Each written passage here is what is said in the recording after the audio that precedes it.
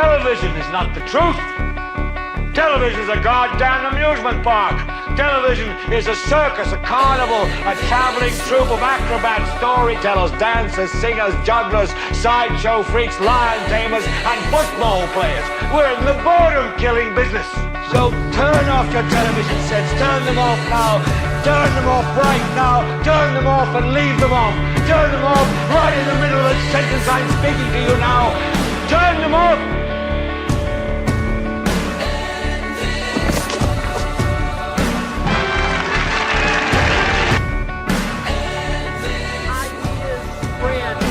Stop them. An idea whose time has come cannot be stopped by any army.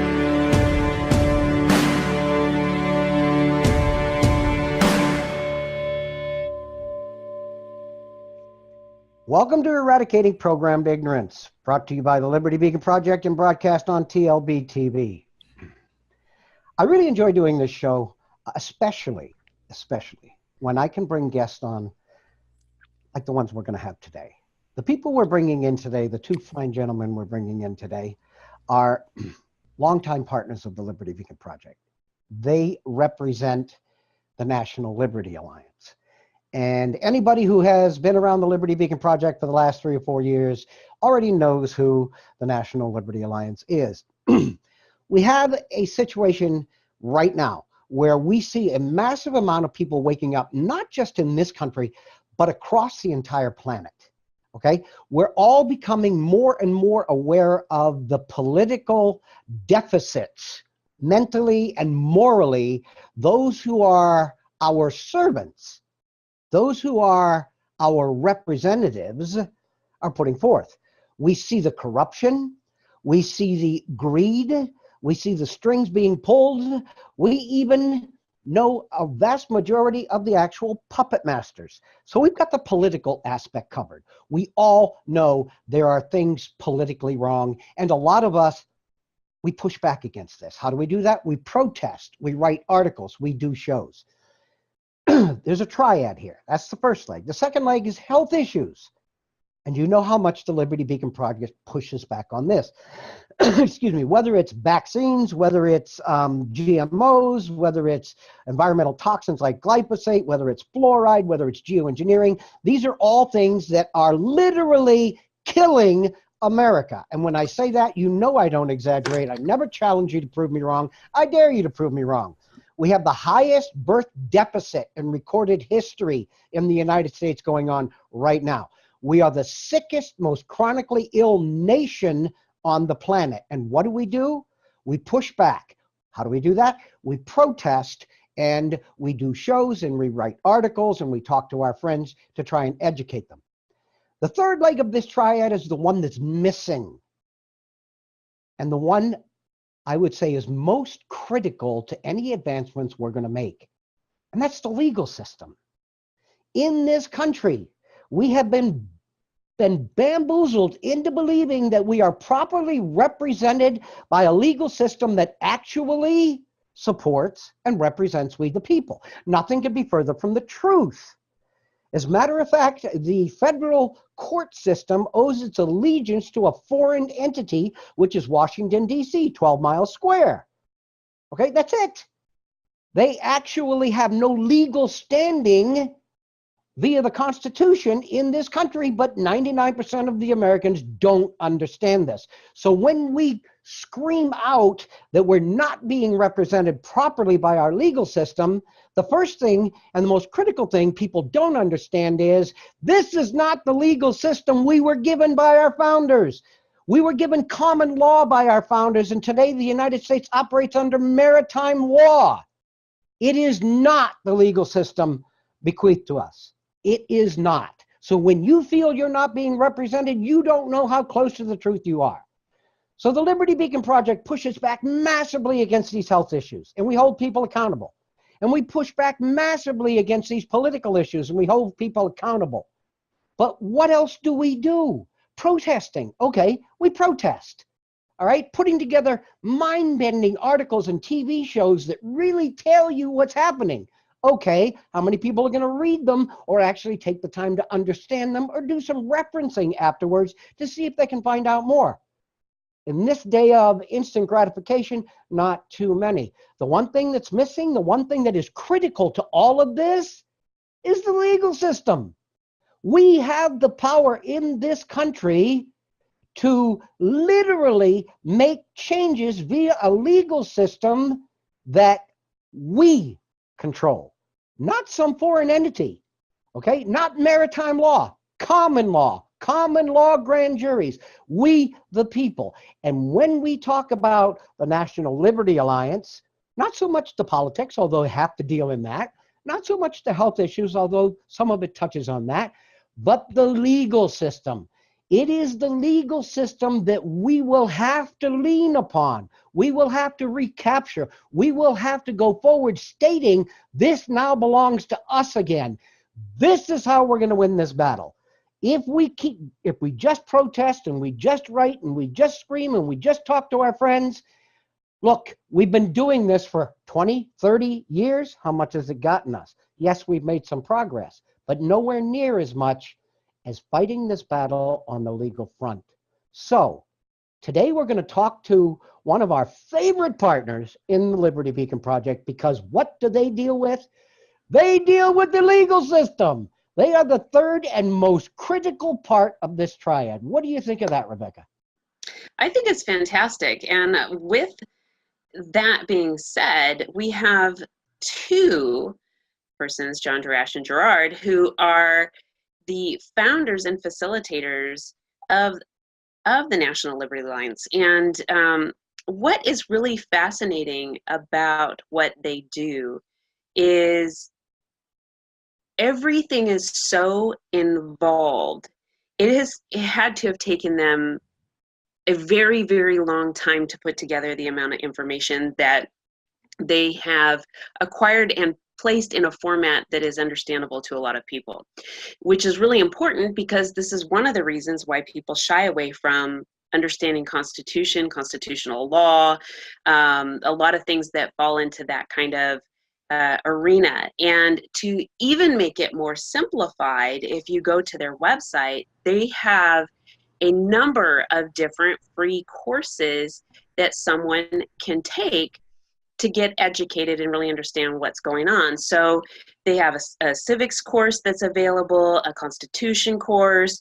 They have something that most people don't even know is available, and that's a common law handbook. So for those out there who are kind of straddling the fence and saying, well, I don't want to seem like I'm an extremist or something, at the very least people need to do is become educated on what is happening so that they can begin to decipher what is really happening.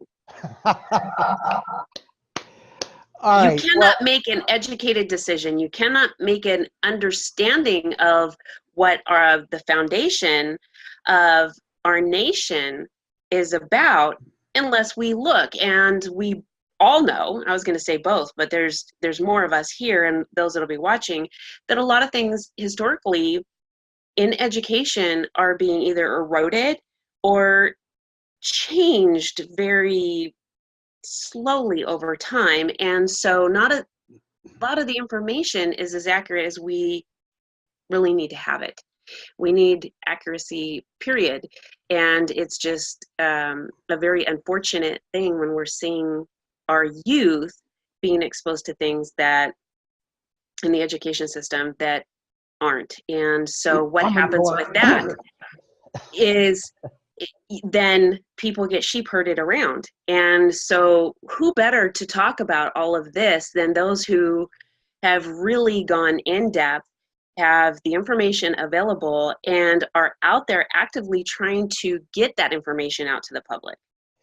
I not only agree with you, but one more thing, okay? Today, we're going to focus a large portion of our discussion, which won't be too long, on the constitutional sheriffs, the sheriffs around the country. What most people don't understand is the actual power, okay, that these sheriffs have in their areas, their precincts, whatever. These are the most powerful entities there are, okay? They are the dominant power. So we're going to delve into that. They've got a fairly new website up, and I'm absolutely freaking enamored with it. And so let's bring Gerard and John in, and let's start this conversation rolling. Welcome, John and Gerard. We are delighted to have you with us today. Thanks for having us. Yep, we appreciate you having us. Thank you. All right, let's get this rolling. First off, by either one of you giving a short overview, because I know how you guys, you're just like me. I say a short overview, that means, okay, less than 60 minutes. Let's start out with about a 1 or 2 minute explanation of National Liberty Alliance. Then I really do want to trip into the new sheriff's website, because this is a subject so many people are ignorant of, but it is huge. So let's start off with you guys giving your explanation of exactly what NLA is. All right, I guess I'll start. First of all, I'd like to just make a couple of points, and that is that we have been really brainwashed to run away from the law. Whenever we hear anything about anything legal, we have to run away from the law, and we're trained to really get a lawyer. And that's where we make our first mistake, and you're going to be betrayed over and over again by lawyers. The second big problem, well, actually, this should have been the first big problem. We've been trained to run away from God, and you can't understand God. You can't know God. You need to find a priest or a pastor or someone that, with some religious organization. Nothing could be further from the truth. And without having control in a relationship in those two areas, then you have no control over your life and you are a slave. If a people expect to be ignorant and free, they expect what never was and never will be. This is what Thomas Jefferson tells us. And Thomas Jefferson said that, the law should be written in plain language for the people. And really, when you go and study the Federalist Papers, which will really give you a really good insight on how the Constitution came together, there's both the Federalist Papers and the Anti-Federalist Papers.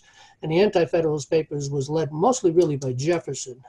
But in any event, this is where a real education comes on the Constitution. And it is in plain language. It's clear, plain language. Now, of course, they use some words back in those days that we may not be used to. We'll have to look them up in a dictionary. And occasionally maybe a word that's a little off of your normal conversation, so you have to look them up. But it's not legalese. There's no twist and turns of, what's legal and what's not legal. It's plain as anything. So we here at National Liberty Alliance have come to really put together and realize is that the people need to take control of this nation. And if you can't step up to take control of this nation, you're going to lose it. And don't think that the other guy's doing it, because he's not. You got to do it. All of us, we have to educate our children. We have to take control of our schools. We have to educate our families, friends, and relatives, and our neighbors within our communities. And we have a plan to take care of all of this. And we don't need a lot of people. Ultimately, I would say if we can get 20 or so thousand people across America to pick up this I don't want to call it a burden, but really you pick up this endeavor, okay, and go forward to do what has to be done, and then train the people. So we started off, I won't go back to where we started off, but just basically what we're doing here is we're looking to take back the judicial system, and we need 4 people in every county to take that back. Right now we have about 1,000, and we have 3,000 counties. So we need, 12,000 people. So we got 1/12 of what we need. And we're hoping that when we hit critical mass, people will move in quickly. But it's time for an education now.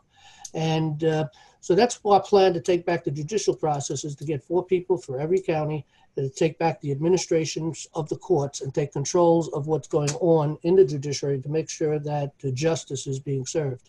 And we have a plan on how to do that. We're writing a book, a handbook on how to do that and take care of this, this kind of a situation. The other thing we need to do is to take control of our political process. And literally, we only need 1 person in every county, okay? Generally speaking, it's about a couple of hundred on the average in each county across the nation. But we only need 1 to run for the office of committeeman, because across this entire nation, we don't believe that there's 1 elected committeeman anywhere. And every state we've looked into, we found that it doesn't exist. And they've really taken control of this. Again, it's a top-down structure.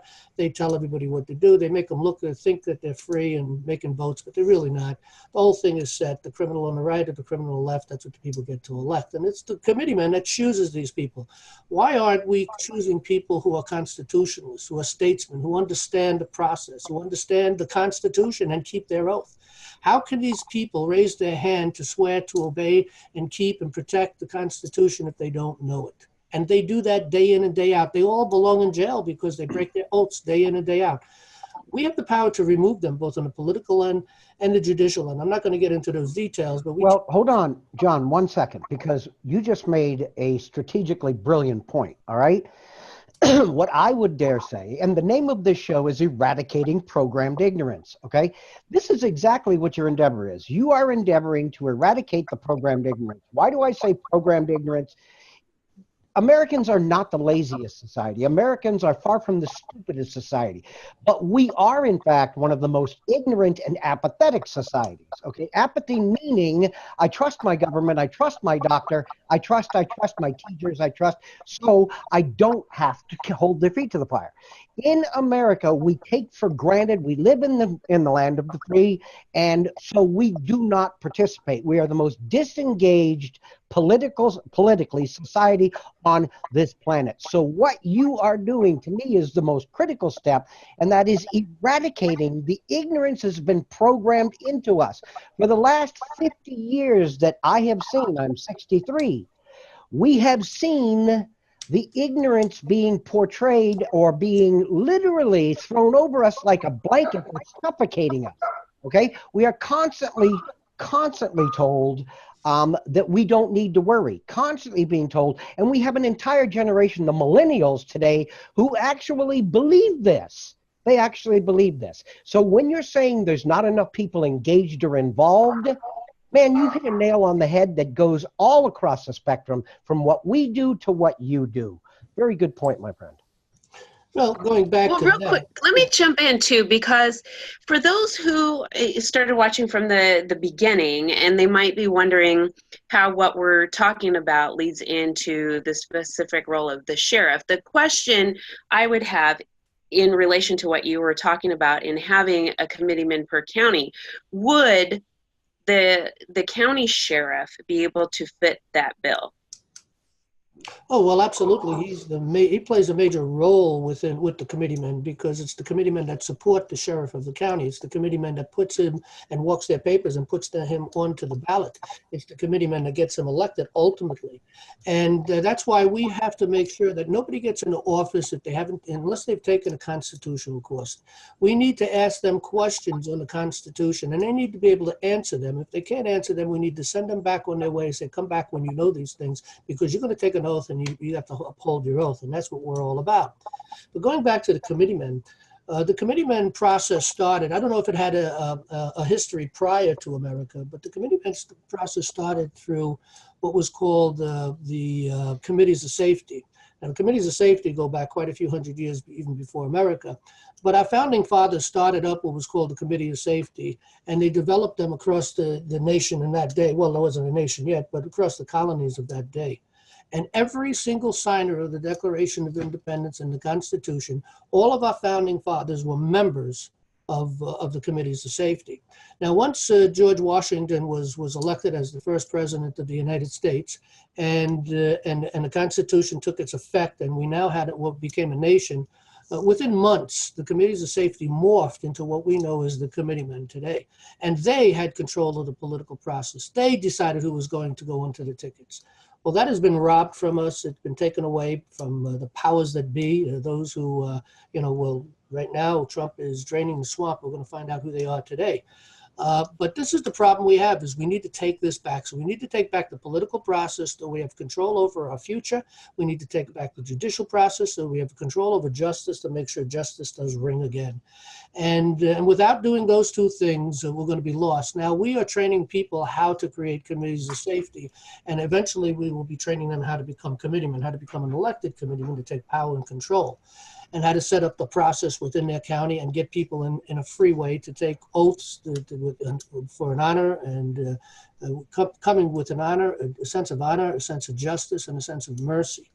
And so that's what we need to do and build across the nation. So we're doing that now. We've got, I think, about 130 or so committees of safety. We need 3,000 or close to them, but that's where we're at right now. And the committees of safety are being trained on to write a resolution and to befriend the sheriff, because he's the major player. He's the first person that they have to talk to and make sure he understands that we're there to empower him and to make sure that he gets back into office as long as he's a constitutionalist. And so as long as we stay on that process and move forward there with that relationship, now we can have a relationship with our local government, whether it be on the village, the town, the city, or the county level, and even the state level. We can have control over those things because we can come together with the sheriff and make sure that they're running constitutionally. And the power and the authority of the committeemen is great and far. The committeemen can remove any individual from office just by walking the papers and getting the signatures to remove someone from office. And in that process, it's through the process of recall. And we don't have to ask permission for this. We could just do that. And there is a standard out there. I don't know what the percentage is, but there's a standard of how many votes for a particular office that took place on the last election. That's how many, percentage of that you have to get in order to remove a person from office. So it could be done by the committeeman, 90 days to remove a person from office. That's the power and the authority to people. That's government by consent. Now, we can literally remove people literally in 24 hours through the judicial process just by indicting them. That's power of the people. That's consent of the people. And so how would we remove a person from office? If someone is breaking the Constitution, they're violating their oath, and we make it be known to them, we notify them that you're doing the wrong thing, repent, turn, and do the right thing. If they don't do that, then we can go look for an indictment, and I'm sure we can get an indictment. And once we get an indictment, they're out of there, and an office is now vacant. It's time to refill that office. So here's the power of the people. The Constitution tells us, that we are ultimately we've ordained and established the Constitution for them, and they need to obey it. And in the Declaration of Independence, we discover that we have government by consent. And this is consent, this is power, this is authority, and this is how we take control. If we don't do this, if we don't get at least 20 to 30,000 people across the nation to step up to take these positions, and a lot more positions than that, okay? But that's kind of the minimum, about 20,000. If we don't do that to take control, we're going to lose America. And if we think that Donald Trump, with all the good stuff he's doing, and I'm sure people are familiar with, QAnon, and they're probably familiar with the 10,000 plus indictments out there that are unfolding a little by little as we continue through the month of January. He's going to take them down, and that is going to create a void, okay, a power void. And the people need to fill that. Because if we don't take control and fill that and become the authority of America, then we're going to lose America, and we will not have government by the consent of the people. We'll have government by someone else, but it won't be us, the people. All right, John, that's great. And again, I say with a chuckle, asking John to say something in 2 minutes is like asking me to say something in 2 minutes. I know you're dying to ask something, Rebecca, but I want to make one more comment here, okay? And excuse me, as soon as Rebecca's done, I want you to jump in, Gerard.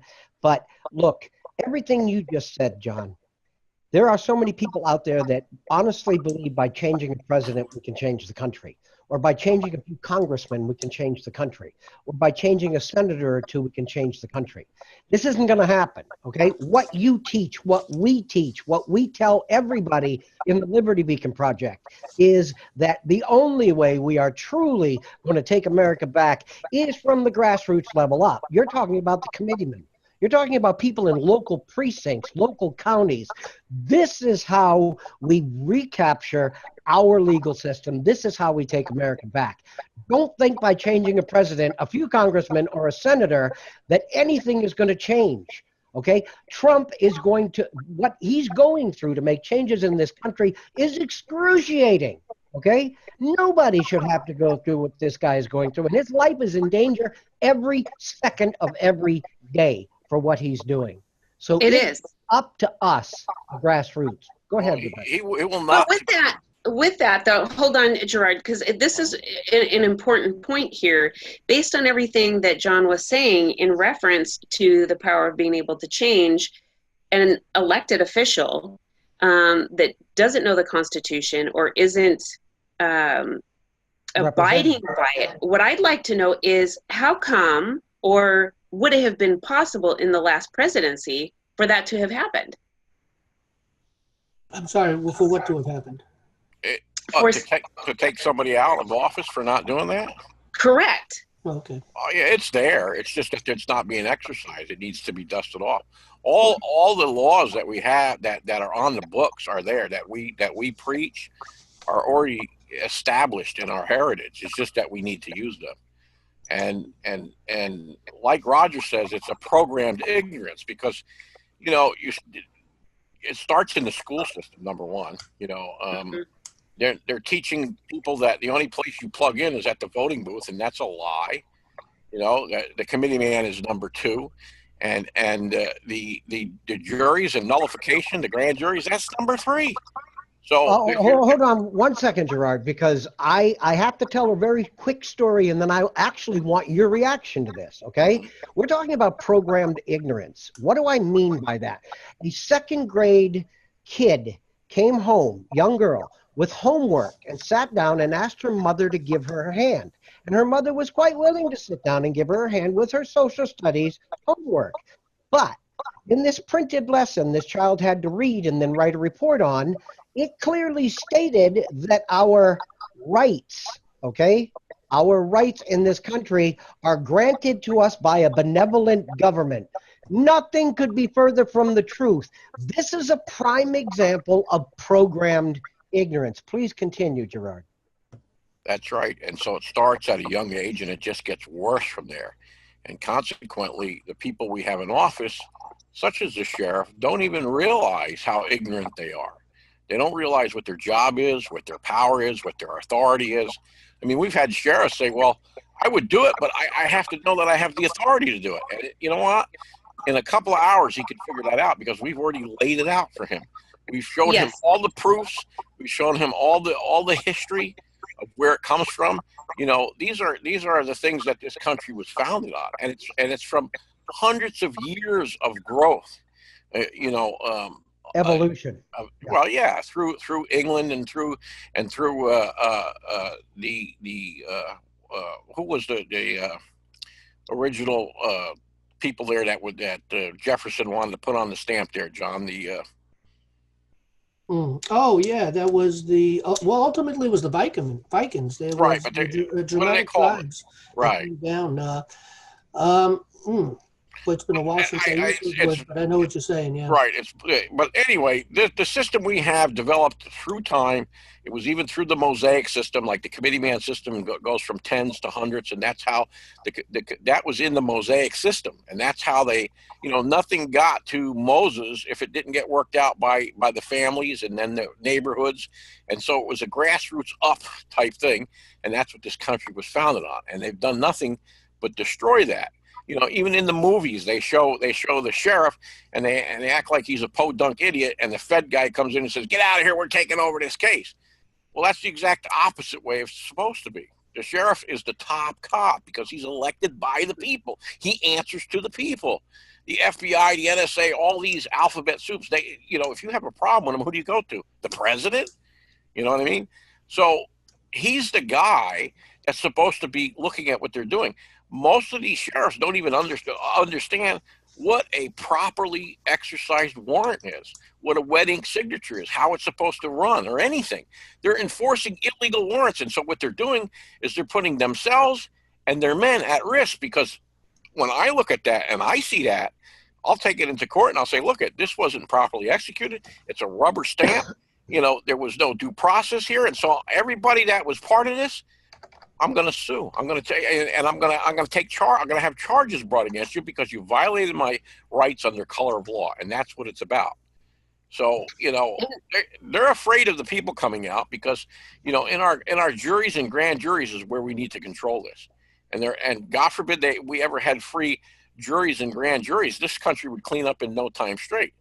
But, they're afraid of what they call a runaway grand jury, one that goes out and investigates things on their own the way they used to. Right now they want a jury to be drawn for a specific thing, and they give them very tight parameters that they can operate under. And they say, You're isolated. You'll only rule on the law as we give it to you, or you only rule on the facts if the law was broken. You can't rule on the law. That's treasonous. Every judge that gives that, or every prosecutor that gives a jury those kind of instructions, he's breaking the law. He's committing treason. And that's where we are today. So, and they're doing it, and I don't really believe that they even know what they're doing, except they know how they have this control and they know how to keep it. So it's like when the top is rotten, the top guy doesn't have to give orders to the lower guys. They just kind of follow suit in what they see going on the top. And so they make their bosses happy by doing these things. And it's about money and it's about control. And so this system gets perpetuated, and it gets worse and worse as time goes on.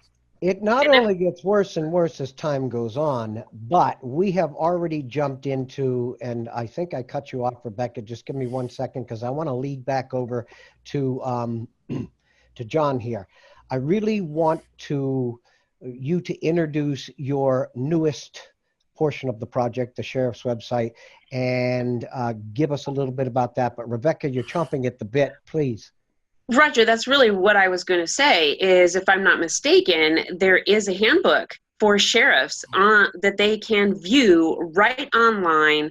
There's nothing that they need to fear. It's all there spelled out in that. And even if they thought, well, okay, this is coming from a side that I'm not familiar with, the information that's there, they can look and see and confirm that this is accurate information. Yeah, with that handbook, we wrote that handbook to empower the sheriff. And I'm not sure, I guess I do have my camera on. Anyway, we wrote that book in order to empower the sheriff. And the website is powerofthecountysheriff.org. Let me repeat that. That link will be in the article. Countysheriff.org. Yep.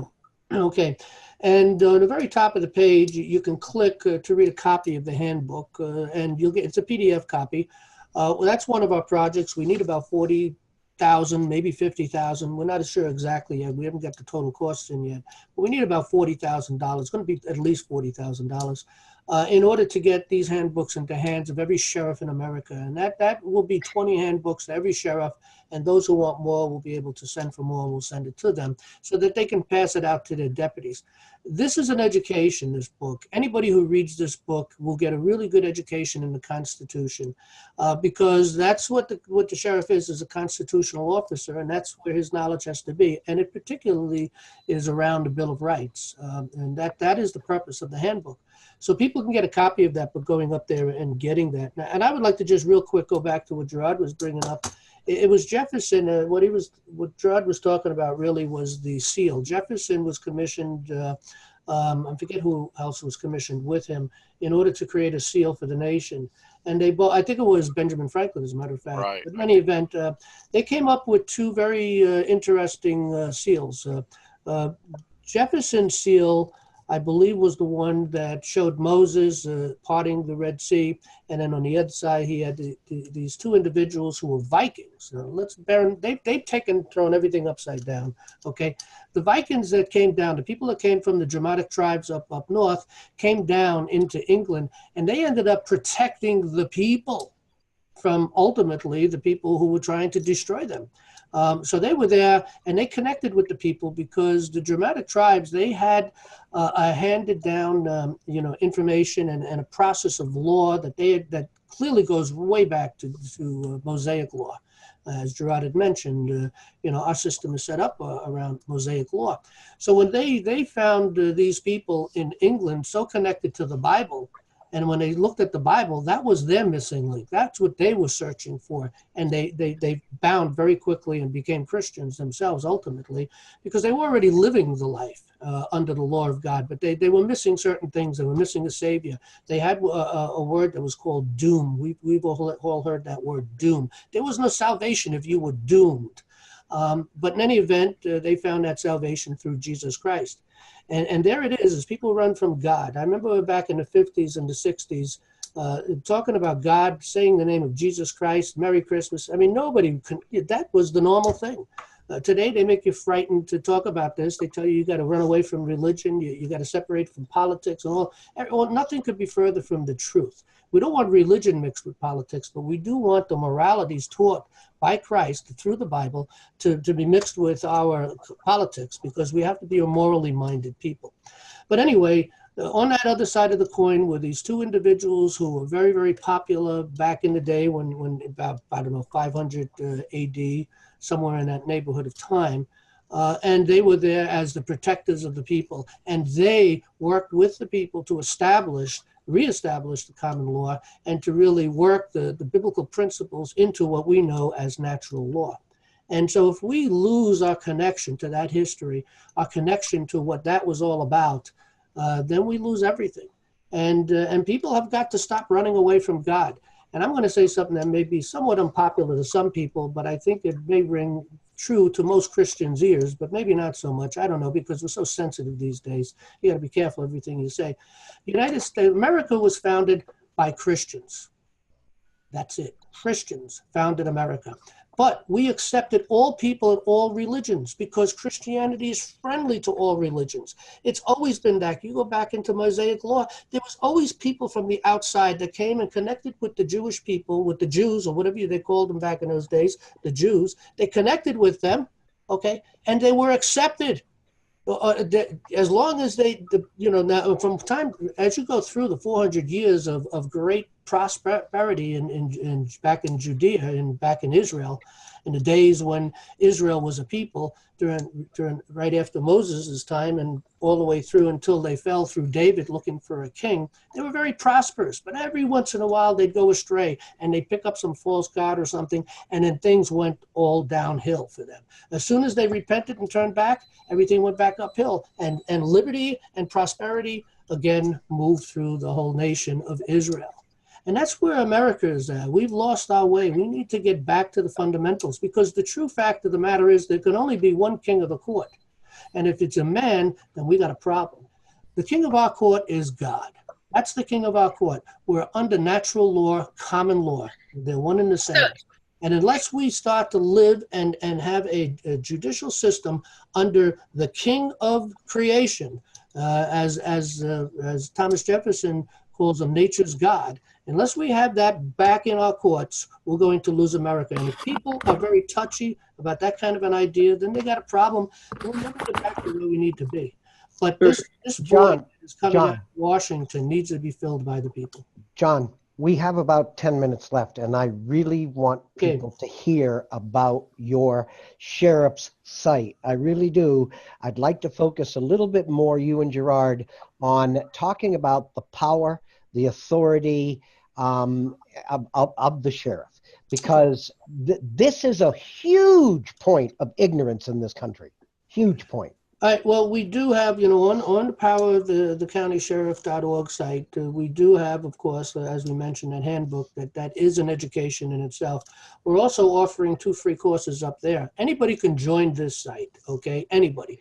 But when they come in, they need to, to say who they are, as far as, whether they're a police officer or a sheriff or a deputy or just a supporter, one of the people.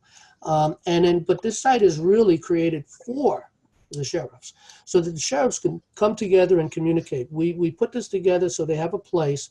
It's really, a place for sheriffs to come to communicate and become educated. We have 2 courses. One is already up there. I'm trying to think which one it is. I think it's the constitutional course is already up there.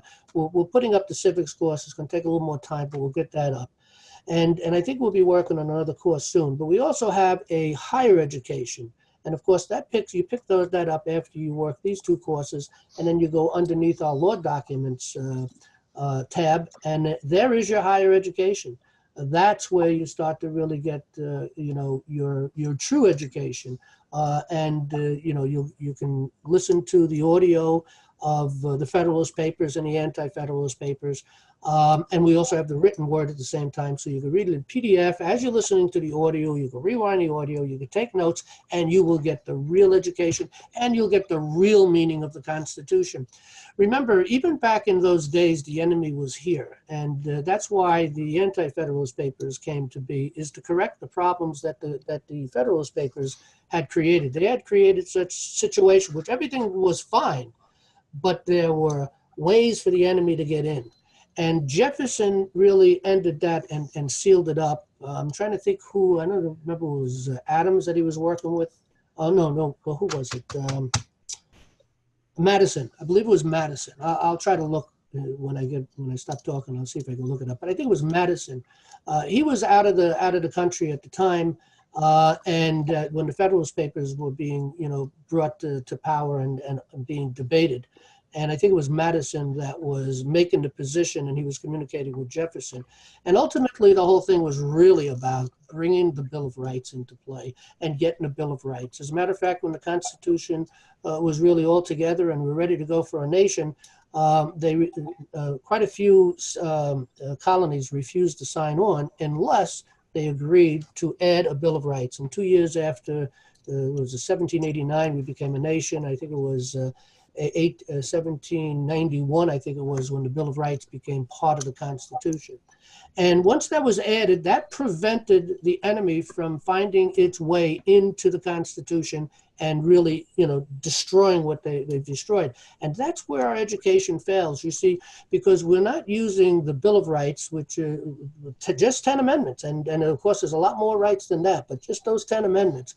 If we use the Bill of Rights as a ruler, a guide stick, to see if this interpretation of the Constitution measures up or not. That's the key. And they've taken that away from us, and they've distorted the meaning of the Constitution because the Bill of Rights is not used as a ruler of understanding. So the key thing, of course, is Marbury versus Madison. I believe that was 1801 when that decision was made. One of the most important decisions of the United States Supreme Court, and probably one of the first real major decisions of the United States Supreme Court. Matter of fact, I know it was. And in there, they talked about anything repugnant to the Constitution, and they were really talking about the Bill of Rights. Anything repugnant to our unalienable rights is null and void. So anything that violates that. And what violates our unalienable rights? Well, all kinds of statutes, anything that is written to control our behavior. And so this is why we put this website together to educate the people and the sheriffs, particularly the sheriffs, to make them understand that they need to be out there protecting the Constitution, protecting the people, not enforcing the law of a court judge or something, but enforcing the law of God and the rule of law, enforcing the Constitution, and of course, the ruling of a court by the people. And that's what they need to do. And if sheriffs understood this and understood that you can't control a person's behavior because common law does not permit, nor does the Constitution give any authority to any of these elected individuals, whether they're in the judiciary or whether they're in the legislature or even the administration. They have no authority or power to control your behavior. You have to control your own behavior. That's between you and God. And when you violate another individual by doing something that injures another person, now you have to answer to the people. And that's the law of the land. We don't need all of these statutes controlling us. Statutes and codes and all of these things were written for bureaucrats and elected individuals to control them in office. That's its purpose. It never had anything to do with the people. So once the sheriffs understand this position, now they'd really be in a position to protect and control the people. I would like you to please jump in, Gerard, and give us your take on this new sheriff's project, because the one thing I know about the two of you is that you are so symbiotic. You work together so well. But to listen to you each talk about a specific subject, you complement each other by bringing in, you're going to bring in points that John didn't. So give us your take on the sheriff's project. Well, I think one of the important points would be to the sheriffs that we have plenty of evidence and research to show that he has this authority that he should be exercising. And it's about due process. It's about how he takes an order from the court and enforces it. And that he's your first stopgap. He's supposed to make sure that thing is done properly. He's not supposed to just rubber stamp what the courts do. And what they've done today is they've created this situation where they're like paper boys for the court. And that's absolutely wrong. Look at whenever it comes to the Supreme Court, because there's jurisprudence, there's precedence that has been done by the Supreme Court, they cannot go against the ruling that they made before. So when Sheriff Mack took his case to court and he said, you can't tell me what to do as a county sheriff. I don't enforce the federal government's rules. I run my county according to the Constitution of my people. The court upheld it. That's a powerful decision that everybody's forgotten. And that was like 97, I think it was. So it was in the late 90s. So there's plenty of evidence out there, but the sheriffs are not taught this. They come into office. They're even taking them over to, what's that FBI school over there? It's I forget the name of it in Virginia, and they're training our sheriffs. You know, not all of it's bad, but what happens is they give them this idea on how to hand off their authority in a crisis, and that's a problem because the top guy in a county, the top law enforcement official, is that sheriff. And think about it. It's only natural, just like we talk about natural law and laws of nature, nature's God. Who better knows your county than the guy that you elected? He knows everything that's going on here. Why do you want somebody from a federal ABC organization to come down and solve a problem you're having and not work with the sheriff? The sheriff should be running that project, not be pushed off to the side, because he knows who the players are. He knows who the people are. And he's the one that he answers to. So if the feds come in and start doing something that violates our rights, and my goodness, how many times have we seen this? The Bundys, this, that, you know. If those sheriffs would have stood their ground, that would have been done. It would have been it. And they understand this on the top level. The top guys know that sheriff is by the people and for the people, and they will not violate that if that sheriff was just big enough and smart enough and confident enough in his power. There was a sheriff that got into a tiff with the federal government. They said, we're going to come over there and arrest you. We'll bring our SWAT team. And he said, that's okay. I got mine too. Let's meet. And that was the end, that was the end of it. That you never heard anything after that. So really, that's what this sheriff site's about. It's about educating the sheriffs on their power and their authority and what their job really is, you know, and buying for the people and to serve the people. And, you know, like I said, the things that are ruining this country is the people that are where the rubber meets the road are ignorant. They're not necessarily stupid in some kind of conspiracy. They're ignorant. They've been sold a bill of goods and they're carrying it out. And it's up to we the people to stop them. And you stop them with your sheriff. You stop them through nullification. You know, never let a judge tell you that you can't rule on the law. That's the most ridiculous thing I ever think about it. You're not allowed to rule on the law. That's our biggest plug-in to the law, because we can nullify any law that we think is above and beyond where we want to be. Yeah, I'd like to comment a little on that, though, you know, on the sheriff here, especially the incident that took place up there in Oregon. There was a sheriff, I forget his name. I'm sure Gerard might think of his name and pop it out. Ward, Sheriff Ward. He was a county over from the county that had the problems. And he was trying to support the people, and he was trying to get the other sheriff. Oh, he just locked up. Oh. And ironically, we are out of time. You locked up, John. So we didn't hear anything you said, but we're actually at the end of the show. So, and the thing of it is, with you guys, I always feel so frustrated when it's time to end a show because I just want to keep talking, just like you guys want to keep talking. We'll do a part 1 and a part 2. Okay, see, now you're coming. Now you're in the back of my head. Okay, get out of my head, John, okay? What we should do is take notes and pick up the subject. Well, we'll forget. No, you don't have to take notes because there's going to be an article and there's going to be this show that we can refer to, but we will continue this in part 2. I can guarantee you that. Yes. But we do have to close the show. So what I'd like you both to do, and I know this is going to be extremely tough, and I love you both dearly, but take about 30 seconds and give us a wrap up until part 2. Let me do a real quick one. Okay, go ahead, Gerard. I'll go quick. What we want, Right. what we want to do is what has happened to me in my life, and it should be happening to people regularly because we're in an information age and we're all learning. And there's a lot of information and a lot of knowledge over here. We're always learning stuff. You get information overload. But at some point, when you can start drawing lines between the knowledge and see how they connect, now you have wisdom. And so what we want is we want people to have what I call a Helen Keller moment. I don't know if you ever watched the movie with Helen Keller.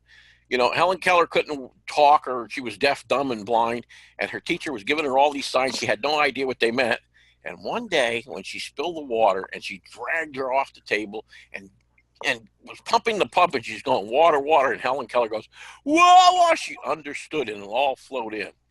That's what we want, because that's happened to me a few times when somebody lays the story. You know, I got pieces, and then finally somebody tells the story in the order that it belongs, and all of a sudden I understand everything.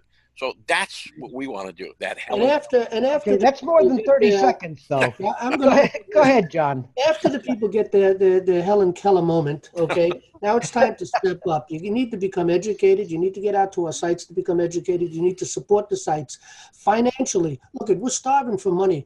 Hopefully one day we'll reach someone with deep pockets, but maybe that's not meant to be. Maybe we're meant to survive off the widow's mite. But the bottom line is we need financial support, and we need membership support. We need people to become members. We need people to get involved, to take up these positions of power in your county, right there where you live, in your town and in your county. Take these positions, because only the people can save America. Yeah, President Trump is going to drain the swamp. There's going to be a power vacuum, and we the people need to fill it. Get involved. Oh, I love it. Involved. Go ahead, I think Rebecca. that said it all. I think that says it all. Get involved.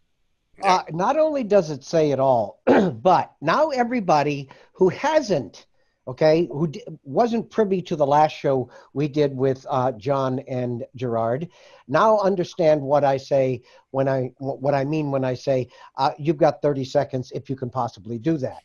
Okay, look, I'm cut from the same piece of cheesecloth that Gerard and John are. Okay, don't ask me to talk for 30 seconds. I find that almost physically impossible, especially when the information these two fine gentlemen are putting out is so sterling. But we are at the end of the show. We will do a part 2. Count on it. We will let you all know when it's happening, and it won't be too far down the road. But for everybody watching, please remember, okay, our mission is the most simple mission statement of any organization you're ever going to find in your life. It is 3 words: eradicating programmed ignorance. We appreciate your support. We appreciate you watching. Please share this with your friends. And if you don't want to share the actual show, share some of the information. Thank you all for watching. This has been Eradicating Programmed Ignorance on brought to you by TLBTV and the Liberty Beacon Project. We wish you all a great night. Thank you.